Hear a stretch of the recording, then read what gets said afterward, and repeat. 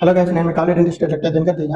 So 60% మంది పైగా జనాలు ఏంటంటే బ్రషింగ్ ప్రాపర్గా చేయకుండా పంటి మీద గార అనేది అట్లా పేరుకుపోతా ఉంటుంది. గార పేరుకుపోయినా సరే ఎవరికి వాళ్ళు ఏంటంటే మేము బాగానే బ్రషింగ్ చేసుకుంటున్నాం, సో బాగానే ఉంది అని అనుకుంటా ఉంటారు.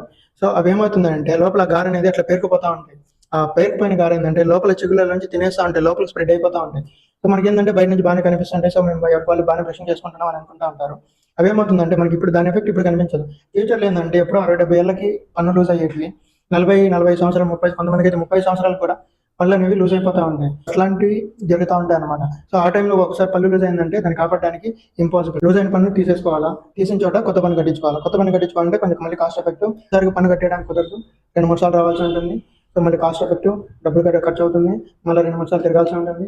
ఇట్లాగే టైము ఇట్లా ఇన్ని ఉంటాయి అనమాట. సో ఇన్ని బాధలు పడే బదులు సో మనం ఏంటంటే ప్రాపర్ బ్రషింగ్ చేసుకొని, అలాగే దీంతో పాటు 6 మంత్స్కి ఒకసారైనా లేదు 1 ఇయర్కి ఒకసారైనా చెకప్ చేసుకొని, అలాగే అయితే క్లీనింగ్ కూడా చేసుకోండి.